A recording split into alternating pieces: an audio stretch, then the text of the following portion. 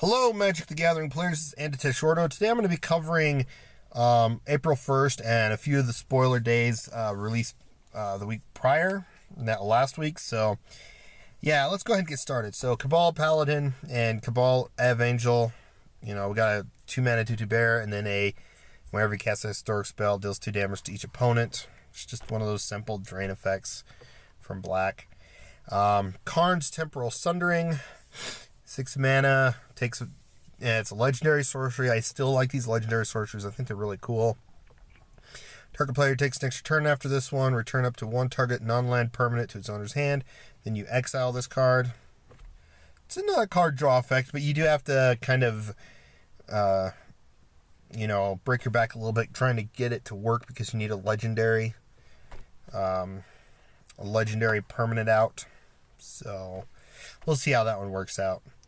Next is the Mirari Conjecture.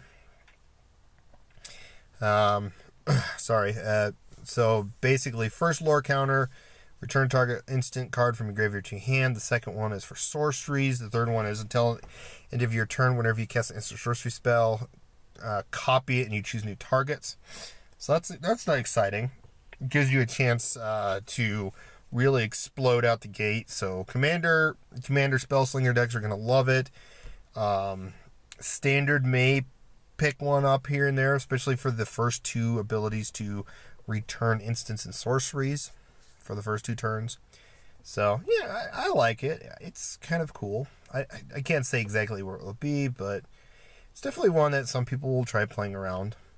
Power Stone Shard, 3 mana, add a colorless for each artifact you control named Power Stone Shard.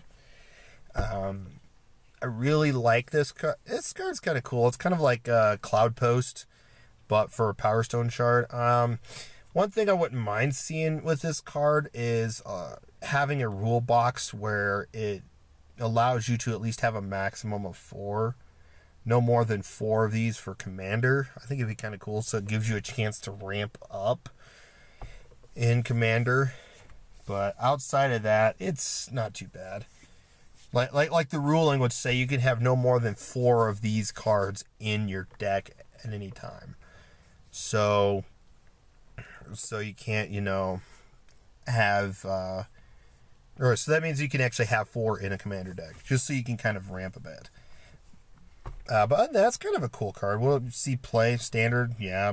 Modern, maybe. Commander, don't see it. Unless you find a way of copying it each turn. Then, yeah, I can see it. Imagine have 10 of these out. It's like copied 10. Time of Ice, 4 mana. One thing I noticed watching someone else's video, they mentioned that this actually links to the Ice Age block with different characters, different lands, etc. So, yeah, that's kind of cool. It's kind of a cool card. So, lore counter 1 and 2, tap target creature an opponent controls, doesn't untap for as long as you control this card. And then lore counter 3, return all tap creatures to their owner's hand. So, you're able to tap a couple creatures and then just bounce them. Puts them back a few turns.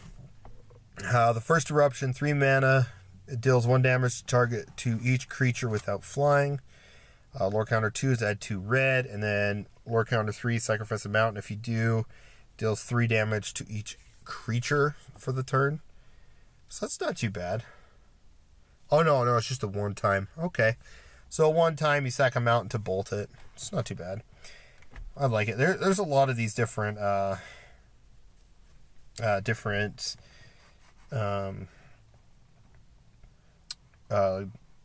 sagas that we get out of these for few days. History of Benalia. It kind of actually, now that I think about it, some of these sagas actually kind of tell the story of different sets from Magic back in the day, which is kind of cool. Like we had the Ice Age. Of course, I'm not sure all of these, but hey, it's kind of cool. They're kind of bringing back the history of Magic in their cards in an interesting, new, unique way. So I like that. So lore counter 1 and 2, you get 2/2 Knight with Vigilance.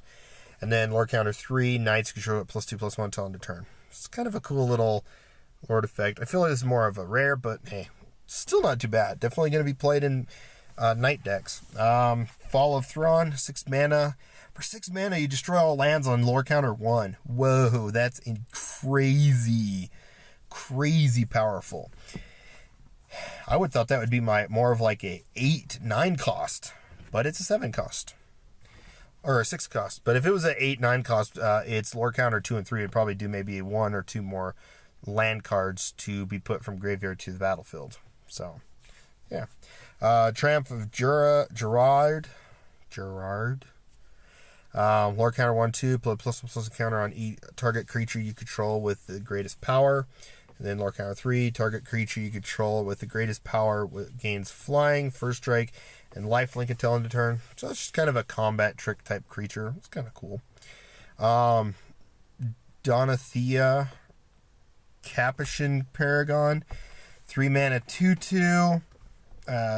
First strike, vigilance, lifelink, knight, and then aura and equipment spells cost 1 less to cast. So it kind of works with your equipment and aura decks, especially for commander. It'll be slotted into any white aura or equipment deck. So it's kind of another.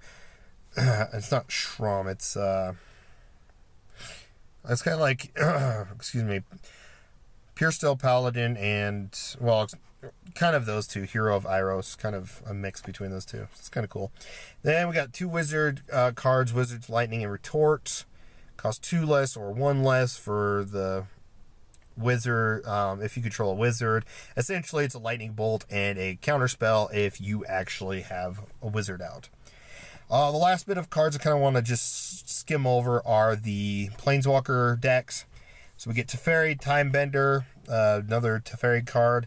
6 mana, 5/5, untap up to 1 target artifact or creature for 2.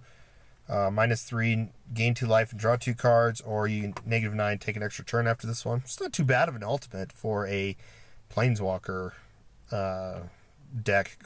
Planeswalker deck, Planeswalker. So, it's not too bad. Chandra Bold Pyromancer, 6 mana, 5 loyalty, add 2 red, and deals 2 damage to target player. -3 deals 3 damage to target creature or Planeswalker, and then deals 10 damage to target player and each creature and Planeswalker they control. So they're not too bad. Commander, these scream commander play. Definitely commander play.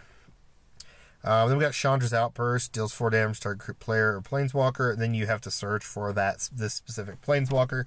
I still feel like they should just say Chandra card or the Planeswalker, just any of the versions of the Planeswalker, just to give you more tutor targets.